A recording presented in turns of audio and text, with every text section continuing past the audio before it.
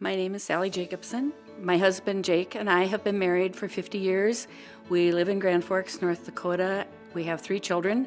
I remember when my grandparents had their 50th wedding anniversary, I thought, man, are they old? And now we're there.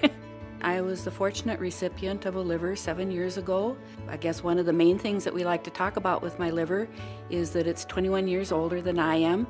In April, we're planning a 90th birthday party for my liver because we feel it's pretty unique that a liver can turn 90. I got sick in August of 2005.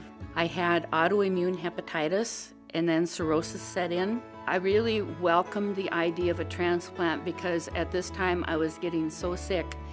I was in a wheelchair.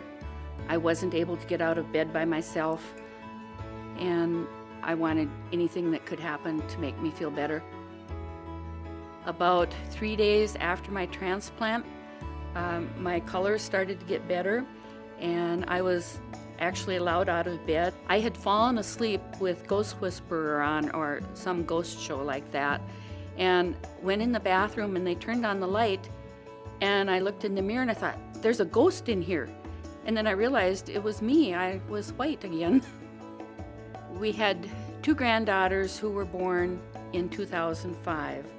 Nora was born in May, but beginning in August, I started to get sick. So I wasn't able to enjoy Nora as much as I would have liked to have. And she was just a happy little girl. We have a picture of her in the waiting room while I was having my transplant. She just started walking, was having a great time trying to get to that telephone in the waiting room. And I love that picture of her. I saw her after my transplant, and then that was it before she died.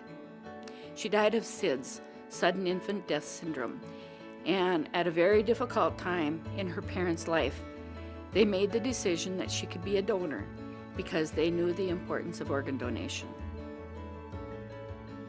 My mom was in a nursing home the last 3.5 years of her life. She passed away a 1.5 years ago. And whenever she'd go to introduce me, she'd had some strokes, and so things were a little difficult for her.